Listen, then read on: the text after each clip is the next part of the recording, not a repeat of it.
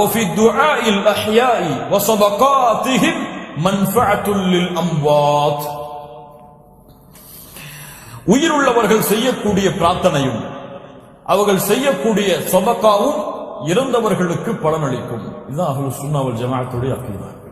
இப்படி உயிருள்ளவர்கள் செய்யக்கூடிய பிரார்த்தனை, அவர்கள் செய்யக்கூடிய சதகா இறந்தவர்களுக்கு பலனளிக்கும். அல்லாஹ்வுடைய தூதர் ஸல்லல்லாஹு அலைஹி வஸல்லம் சொன்னார்கள், 3 அமல்களை தவிர மற்ற எல்லா அமல்களும் முடிக்கப்பட்டுவிடும். அதில் அமல் என்ன? தன்னுடைய குழந்தை தந்தைக்காக செய்யக்கூடிய பிரார்த்தனை. அல்லாஹ்வுடைய தூதர் ஸல்லல்லாஹு அலைஹி வஸல்லம் இடத்தில் ஒருமுறை கேட்கப்பட்டது, என்னுடைய தந்தைக்காக நான் சதகா செய்யலாமா? இது போன்று அல்லாஹ்வுடைய தூதர் ஸல்லல்லாஹு அலைஹி வஸல்லம் சொன்னார்கள், சதகா செய்யலாம். சதகத்துல் ஜாரியா, அவனை பின்தொடரக்கூடிய அமல்கள். இப்ப இந்த அமலை தவிர இறந்தவர்களுக்காக வேறு அமல்களை செய்வதற்கு அனுமதி கிடையாது. பெற்றோர்களுக்காக நாம் ஏதாவது நன்மை செய்ய வேண்டும் என்று நினைத்தால் அவர்களுக்காக பிரார்த்தனை செய்யலாம். அல்லாஹ் அந்த பிரார்த்தனையை அங்கீகரிப்பான். நாளை மறுமையிலே ஒருவனுடைய அந்தஸ்தை உயர்த்தி கொண்டே அல்லாஹ் போவான், உயர்த்தி கொண்டே போவான்.